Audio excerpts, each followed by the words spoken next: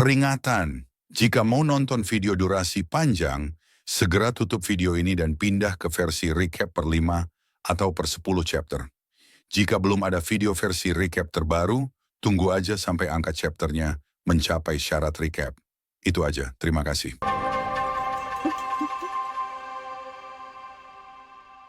Halo semuanya, selamat datang di channel Error. Kali ini, gue akan menceritakan lanjutan dari komik Freezing the World, I Built a Doomsday Safe House, Chapter 556. Kembali ke tempat kelompok Eclipse Moon berada. Di sana, Feng Huangyuan sedang mencoba memanggil Soul Beast dari kemampuannya. Soul Beast, Yakue, kata Feng Huangyuan, kemudian 12 gagak lain keluar dari gagak yang ada di bahunya dan pergi ke bahu masing-masing anggota Eclipse Moon lain. Mulai sekarang, perang ini akan menjadi wilayah yang tidak diketahui, Mayumi. Semua tergantung padamu, ucap Feng Huangyuan memberitahukan kalau pemenang pertarungan menjadi tidak jelas. Namun kamengan mereka akan jadi pasti dengan bantuan kemampuan Mayumi. Kerja bagus, terima kasih, Feng Huangyuan.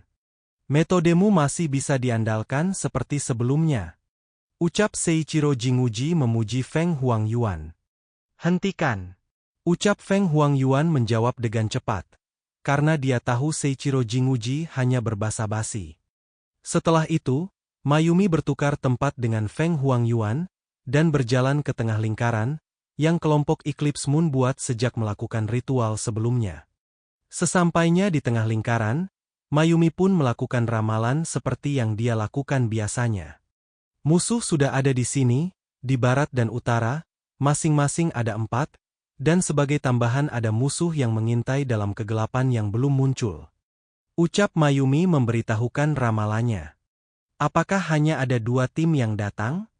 Jumlah orang kali ini jauh lebih sedikit daripada sebelumnya. Mungkin mereka semua adalah elit. Jawab Feng Huangyuan setelah mendengar ramalan Mayumi. Bagaimana jika mereka hanya umpan meriam untuk memancing kita keluar dan menguji kemampuan kita? Tanya Seiichiro Jinguji menimpali. Tidak masalah, Mayumi akan memberitahu kita apa yang harus dilakukan. Jawab Feng Huangyuan lagi sambil membenarkan kacamatanya.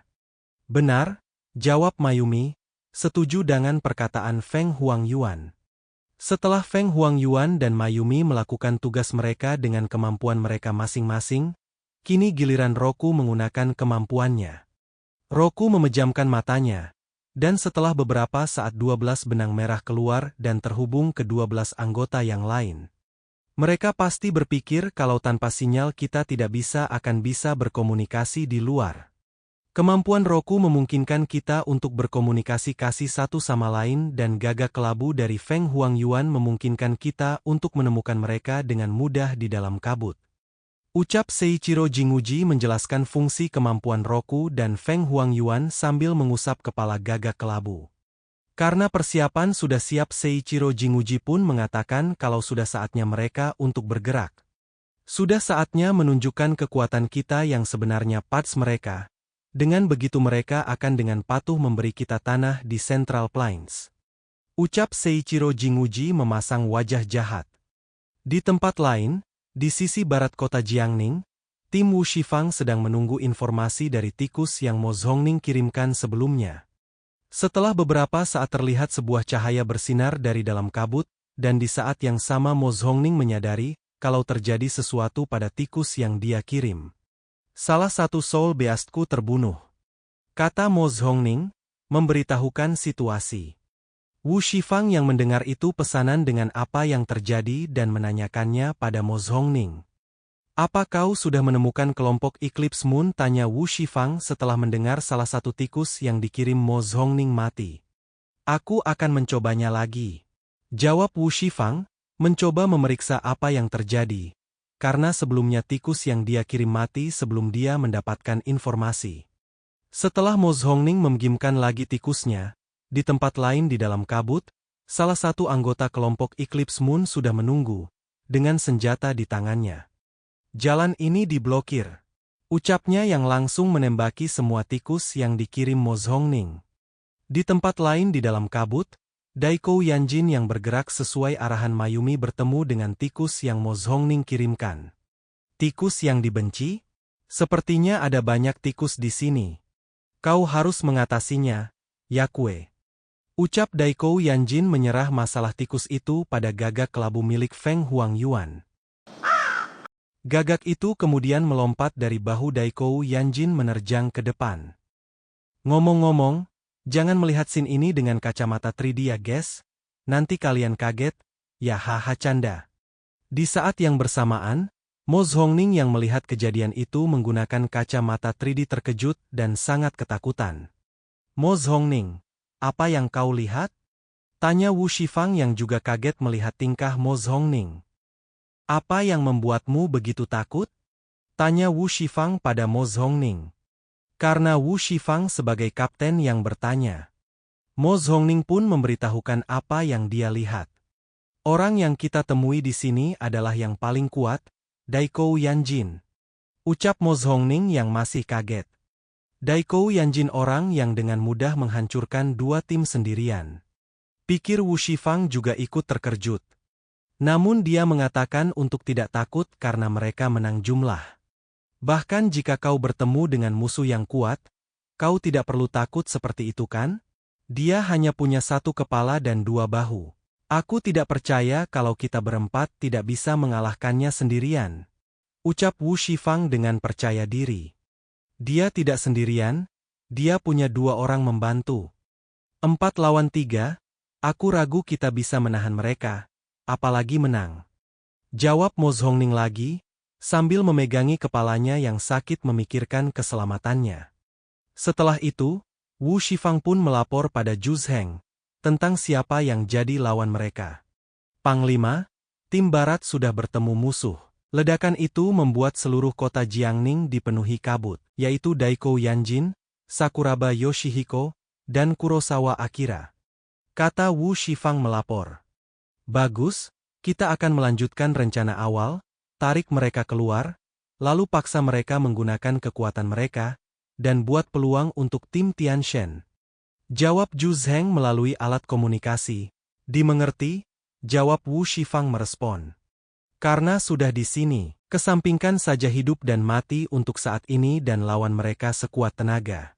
Bagaimanapun, ini 4 lawan 3, jadi kita punya keuntungan.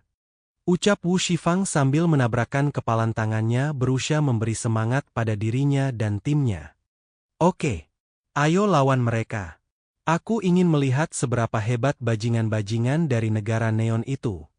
Jawab Mo Zhongning yang juga bersemangat untuk melawan Daiko Yanjin dan yang lainnya.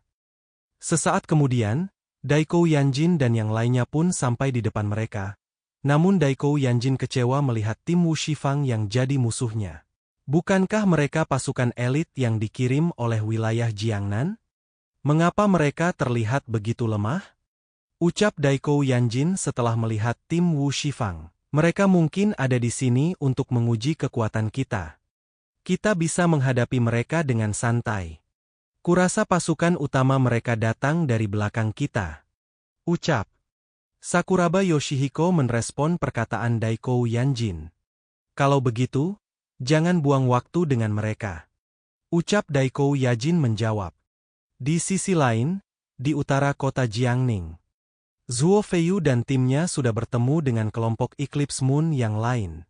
Syukurlah, dilihat dari rekaman video pertarungan pertama, kedua orang ini kekuatan mereka tidak mengerikan. Pikir Zhuo Feiyu setelah melihat yang menjadi musuhnya adalah Kamiya Naikanomichi dan Akutsu Shinichiro, salah 2 anggota dari kelompok Eclipse Moon.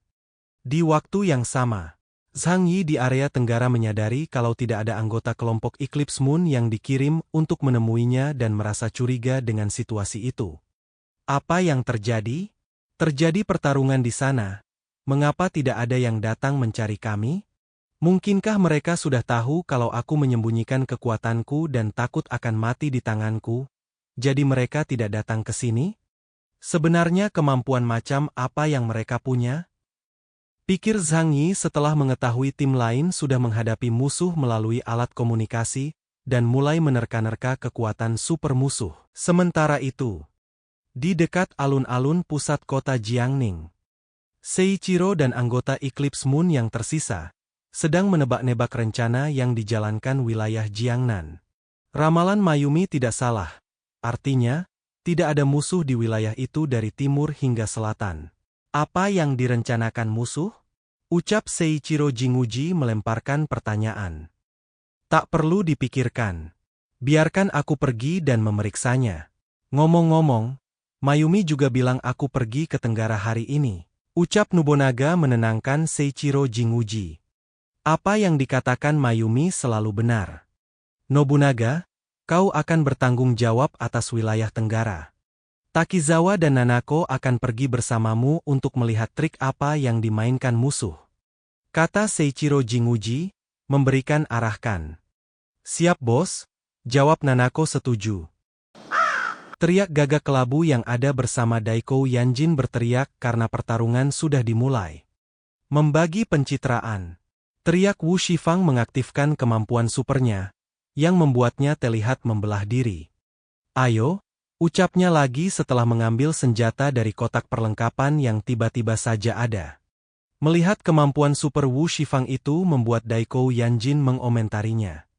Apa gunanya itu? Apakah itu membuatmu terlihat lebih mengesankan? Ucap Daiko Yanjin yang merasa kemampuan Wu Shifang sangat tidak berguna. Dia kemudian mengeluarkan tombaknya dan bersiap untuk bertarung. Serang, teriak Wu Shifang memberikan anak aba pada kelompoknya yang lain. Kemudian chapter 556 dan 557 pun berakhir. Kata-kata hari ini adalah, hari ini cukup guys, mungkin sore tidak akan up, tapi kalau pulang cepat, akan diusahakan. Jangan lupa klik tombol like dan tinggalkan komentar kalian guys. Jangan biarkan kolom komentar kosong. Kalau kalian punya kritik dan saran, ketikkan di kolom komentar. Itu aja. Adios.